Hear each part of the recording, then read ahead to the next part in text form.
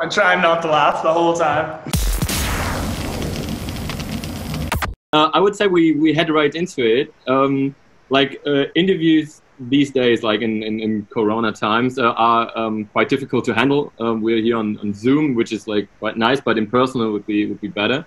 Yeah. How did you like cope with the quarantine situation? Yeah, like the first 2 weeks. Well, I was in LA when it happened, when it all like locked down. So within the space of 2 days, I went from like partying in the Hollywood Hills to planting trees with my dad at like my parents' farm in Northern Ireland, and I was like, oh my goodness, I hadn't lived there for like 5 years, and I was like, did any of the last 5 years happen, or did I just wake up and I'm still in my parents' house trying to write songs in their bottom room? I Yeah. was like, because I literally went back to the start of just like, well, I'm just gonna write songs in my parents' house again, and yeah, I freaked out for a couple of weeks and then pulled myself together, and I actually had like the best time ever. I loved it. So yeah, I really did. I didn't leave like our little. Luckily we've got like a few like fields like everybody in Ireland seems to have, and I just stayed in our little bit for 2 months and loved it. That's cool. Like I saw the TikTok where you perform. No, no, it's not TikTok. It was like on was it BBC? BBC and Yeah. sing, yeah. That was your backyard. Yeah, yeah. So so my dad, we have like a farm, and my dad had loads of like wooden pallets. So I just drove early in the morning, picked up pallets, literally built the stage, got my sisters to print out the famous faces, sent them the video as kind of a joke, and then they were like, "Nope, that's the real one." I'm like, "Oh no, I was joking." Okay. Oh, Yeah. buddy. It's like, okay, we get to that point later on because I wanted to say something to your new music video you did for I Need You to Hate Me. But Yeah. first off, would you say that you were more productive in quarantine than before? Like, Honestly, I think it was the most productive I've ever been. Like, my family were really annoyed at me because they're like, "You're making us feel bad." Because I was literally getting up at 8 in the morning and working until 3 in the morning the next day, just because I was in like a really good flow of loving it. Just making stupid videos, writing like 2 or 3 songs a day, playing loads of FIFA, pretending I was running 5Ks. There's a lot of stuff to do. That's so cool that you've been so productive. Do you have like a room to record as well at your parents'? That's it. So my parents have this like just like a bottom right. Northern Irish houses, because there's nobody there, tend to be bigger than like a house in London, for example. So we have this like bottom room, and I was just like, "Can I use that as like a studio?" And they're like, "Yeah, there's nothing else in it." So I just like, me and my dad brought this big table in. I bought some equipment, had to learn how to produce, and then yeah, just got really addicted to it. It was class. That's so cool. It's like, is there like any new songs already done like for you now? Yeah, I mean, I've got one that's coming out in a few weeks, which is like a collaboration, which I did over lockdown, and then pretty much all the next singles were written over lockdown. Yeah. That brings us to the point because that's what like we as a radio station wanted to ask for sure, because we play a lot of your music and we love it, and we wanted to ask if you have like anything like in the pipe already. So if there's is there an album coming or just Albums next year. Albums probably the end of next year. It's like we're nearly there, but we've got like we want to do a lot more first. So we want to do more collaborations. I want to put out another few singles. I want to do a tour before my album comes out. It would be great because I've still never done a headline tour, thanks to Corona. So yeah, we got a lot to do first, but I think next year is gonna be the year for the album. Yeah. so cool? Like you already said it, like performing in front of crowds is like a big issue, a big major thing for artists. And I want to quote the Evening Standard. I think the Evening Standard is like a newspaper in London, right? Yeah. And they said, he's got big tunes and his heart on his sleeve. He's ready for arena crowds. And like, how much do you miss performing in front of real people? So much, man. Like, I did a gig the other day in Amsterdam to literally 6 people because that's all they were allowed, and I was like, "We're back, we're back." 6 people. It was so awkward. It was really awkward. But yeah, no, I can't wait, man. Even just like I got to tour with my tour manager and my drummer this week, and that's been amazing. Just being back with those guys, and like you forget, like usually you travel with 12 guys and you're like a little family. You live together. And I haven't seen most of them for months. So that, and then yeah, I so many big festivals planned that I've never really played a big festival before. So not really. I've never been to one. I've never played one. Like I've played smaller festivals like in the UK, but never like Hurricane or Southside. Nothing like that at all. Okay. So this is gonna be my first time.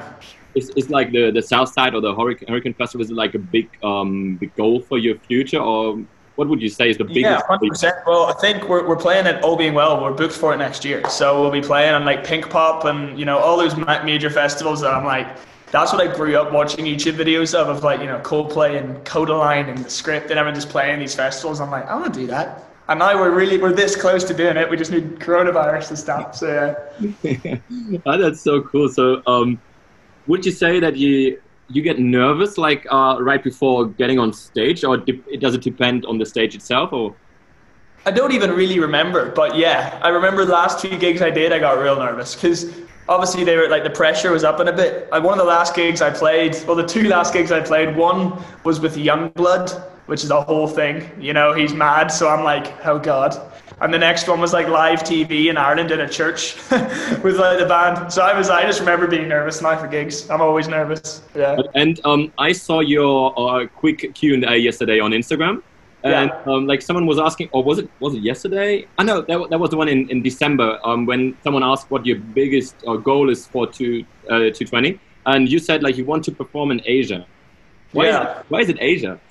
I've just never been, and it's like my music does quite well in Asia, and there's like I've got quite a few fans there, so I just think it'd be kind of fun. Also, Asian food is like my favorite thing, so I get to go eat good food, play good shows, and it seems like a nice place. So yeah, Asia. I'm still ambitiously hoping to go this year. We'll see I don't know, but I'd love to go as soon as possible. That's so cool. Like Asia, I think it's a sport where fans are really like into it. When they get into it, they are really into it. How did you get like popular in Asia? How that did happen? No idea. I think it's just radio stations just started playing it, and then my Spotify numbers have always been like Quezon City, and I think it's in the Philippines, has always been like my biggest city on Spotify. I don't know why. So yeah, it's just one of those things, but really hope to get to go there someday. That is so cool. Like for us normal people, it's not so easy to like feel how it happens. So what were you thinking when the numbers were rising and you saw that you get a lot of people in touch with? It's really strange because even with this song, you're always 2 weeks ahead of yourself. I always think you're always worried. You're never like actually appreciating what's happening. So like even with the song "I Need You to Hit Me This Out of the Minute," it's like it's doing so much better than any song I've ever had by like a million miles. But I'm still texting my manager every day, being like, "Well, why haven't we got this? And why haven't we got this?" And he's like, "Shut up." And he's like, "The numbers are like we've doubled everything," and he's just like, "Stop worrying. Everything's going well. Calm down." So it's like you never really think about when it's doing well, which is sad because you have to try and do it more because you're always just too worried. But yeah, it's something I'm trying to figure out, and yeah. Yeah, that's cool. So, what is like the things you ask your manager? What do you want to happen? What do you ask him? I mean, it's really tough because what is the measure of success anymore? It used to be like, can you go and play a show there, you know, and how many tickets can you sell, and because that's the fun bit. But now it's like, you know, are we in the charts? Which is just a mad thing to want to happen because that's so like, you know, Justin Bieber's in the charts and Lady Gaga's in the charts. To try it, like that's a mad goal. So we're being very ambitious, and I'm pushing everybody way too hard. I'm like, come on, we can get in the charts. But we're getting there slowly but surely. Yeah. Okay. Is there a moment at some point reached where you say like those numbers don't like affect you anymore, and you just want to produce new nice music, or do you still look a lot of the numbers? It depends. Like when we were in the Netherlands last week, I was there, and that's when like we found out that we were like top 10 in the radio charts in the Netherlands, and that was like mad because I was actually in the country. I could kind of feel it. I was like, everyone was really excited, and I was like, oh, this is cool, because otherwise the numbers just it doesn't really affect your day to day, if that makes sense. Like I'm still sitting in my really tiny flat in London, being like, what happens now? I don't know. so yeah, I mean, I'm always just looking at making new music, and I kind of try and leave the numbers to the people who know a lot more than me about it, you know. So you speak about like making new music. I wanted to focus like for a second on your latest track on "I Need You to Hate Me." Yeah. Typical interview question: what is it about? So this song, everyone gets really confused. They're like, what is it? Why do you want someone to hate you? But it's about the end of a relationship, about one of my relationships, my first ever relationship, where it was like a long time in, and we both knew that it was done. It wasn't fun anymore. It wasn't exciting. It was just like, you know that when it just gets stale. And then I was trying to find a way to get out, but I couldn't because I just felt guilty about leaving the other person. And like they felt guilty, and it was just we still friends kind of, and we just didn't know how to finish it. And I was watching movies where everyone was falling out and like hating each other, and I just remember like feeling that of like, if you actually hated me, this would be so much easier, because I could just run out the door, slam it behind me, and never look back. And so I wrote the song a few months after it happened, and I had the title in my head. I was like, I need you to hate me, but I just didn't know what it meant. And then after a few months, I was like, oh, it's completely about that, and then figured it out. But yeah. Now it makes sense to me as well. Like I was riding my bike to the work today, and I was listening to your songs because like it's a good inspiration for questions to ask, of course. And I was like, that sounds so good, but I don't want people to hate me. But now it makes totally sense. Yeah. It's actually quite like a weirdly nearly positive song, kind of. Yeah. But like, yeah, it's not like it's a strange lyric. Yeah. Did like the ex-girlfriend like contact you when hearing this song? Like it's she has not, but I know that she knows it's about her. But I think I'm staying far away from that situation. That's okay, that's really good. So your songs, all of them are quite emotional, aren't they? Like it's what is it? Is it like that you cope with experiences in that way, or is it just like a good inspiration, or why is it always that emotional? I mean, we love it as you see in the numbers, but like, it's definitely how I cope. I mean, like when I was in lockdown, the first 3 weeks I wrote the saddest songs ever, and then after that I started writing these kind of happy songs because I was feeling really great. And it is definitely a reflection, and like it just. Everyone calls it, songwriting is therapy, and it's cliche, but it is true as well. It's like when you write something down, it clears your head. It gives you like free space. So yeah, I think that's definitely it. Yeah, it makes sense. I Need You to Hate Me. I saw that you like how the music video was produced, and you were in front of this old house, and there was a car on fire, and I heard that was your idea, right? Yeah. How did that go? We had 3 days to come up with an idea because we thought we weren't going to get to do a video, and then lockdown got kind of lifted enough that we could do it, and we're like, right, what are we going to do? And I was like, let's just set something on fire, a big house. Like, I was just joking, and my video guy, this guy called Nathan, he was like, yeah, we can do that. I'm like, what? He's like, well, let's just like get a car and set it on fire. I was like, that sounds good. I'm like, but how does it make sense? He's like, I need you to hate me. Car on fire. And I was like, cool, let's do it. and then literally the actress in the video was like a friend of a friend, and I literally the day before, I'm like, what are you doing tomorrow? She's like, nothing. I'm like, cool, you're in a music video, let's go. I was just like so last minute, but yeah. Crazy, but I saw that she's a professional actress, right? Oh yeah, she's like a big deal. She's in this Netflix thing called Lock and Key, which is like I saw it. yeah, she's like the lead in that. So yeah. And how was it like performing in front of the camera, singing your song with a professional actress? Oh, we weren't in the same shot together. No, there was one bit actually where we had to stare at each other across the car, and but it was like 5 minutes long. We had to do it for, and she was like proper like this, and I was like. I'm trying not to laugh the whole time. But, yeah. Like, you already know like a lot of famous people. Like you're famous yourself by now, but like you already have known like Lewis Capaldi for a time, right? How did that name? Yeah, no, I've known him I met him it sounds really like the most ridiculous thing. I met him at a party in LA. I want to clarify, I do not usually attend parties in LA. It was like the only party in LA I've ever been to. But he was there too, because he was Scottish and I was Northern Irish. We were just like, well, we have to be friends now. This is just the way it is. And then, yeah, we ended up writing a song together on his album, and I saw him a few weeks ago. We've been friends ever since. So, yeah, it's been lovely. It's kind of nice having musician-y friends because everyone knows what each other's kind of going through and the different stages of it and all that. So it's really cool, and everybody's usually pretty nice. You, in an interview, you said like you have a lot of sources of inspiration. What is like the biggest source for you? Yeah, I love like reading. This is a massive thing as well. Like reading poetry. It sounds really, poetry, but it really does help. With lyrics and stuff, so I think those are my two main ones. That's cool. Like you said that sometimes you don't feel it. Do you have like the fear that at some point you don't have like any ideas left, or is it? I don't right now, no, because I think I'm in a really lovely place right now where like every time I write, like I'm in a good place. But then sometimes you write for 3 months and you'll always have ideas, but they just might not be that good.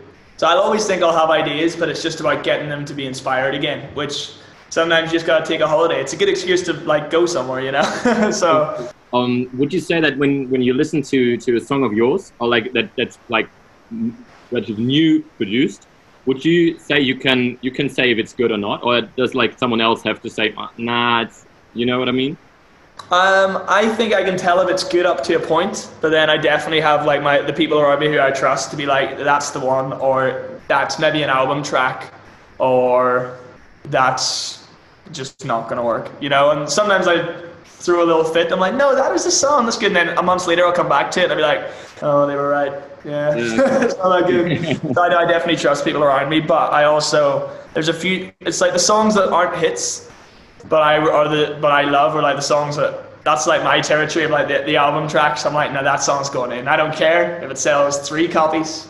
That song's going on an album, you know. Would you say that when you describe yourself, would you say that you made it? You know what I mean? Like you. No. Yes and no. No, because I think there's a lot ways to go, and I'm still very poor. And yes, because if you told me when I was a kid that I'd be, say, doing this interview or doing what I'm doing now, I'd be like, you are kidding me. That is everything I ever want to do. So I have to stop myself sometimes and go, sometimes I get really down about, oh man, you know, I want to be doing this and I want to be doing this. I'm like, nah, this is like, you did what you said you wanted to do, and everything else is just extra right now. Oh, my only goal now is I want to do like an American TV show, and I want to play like a decent sized show in America. I've never really played there. And then Asia. And then I'd be like, go, get it up. No, quit, tired, but yeah. You personally, what kind of music do you listen to? I don't really listen to that much music. Weird. I'm like listen to podcasts more because I'm like doing music all day. So sometimes I don't listen to it. But it's like when I'm doing the dishes or something, I need something to like rev me up. So I need like, you know, The Black Parade by My Chemical Romance, and just be like, that's it. Like scrubbing the pan, like. And then it gets cleaner. Exactly. It's you do everything quicker. Have you ever had like an embarrassing moment, like on stage or like when performing, or something that you don't like to talk about? I'm trying to think. Yes, loads, a million of them. But I'm trying to think what it was. Oh, we've had a few where we've messed up, and that's never good. It's like, because a lot of the time you play with like backing tracks, so you play live, but you fill it out with like, you can only have one guitarist on stage, but there might be 3 guitars in the track, so you have to put one. But sometimes if you mess that up, it's awful, because then everybody knows. And you're like, so we've done that a few times. We did that actually, playing with Snow Patrol in an arena to like 12,000 people, and my drummer started the track by accident, and I didn't have like my earphones in, and then it all went really badly wrong. So that was it. But luckily, like my trousers haven't fallen down or anything, thank goodness. You kind of rewrote the Friends intro back in lockdown, and like, yeah. If I heard correctly, I'm not quite sure, but did Jennifer Aniston like shared it on her? She put it on the story. However, she didn't tag me. No. And she didn't follow me. So I just got messages from like, I got honestly thousands of messages being like, bro, she put out a story. So I tried to DM her, and I asked her to marry me a couple of times, and she never replied. And I'm just a bit hurt by the whole thing. Can you just leave, like you said you wanted to marry her. Can you please say what you wrote on your Q&A when someone was asking what JC stands for? Yeah, it was Jennifer Aniston, will you marry me, Callum Stewart? I love it so much.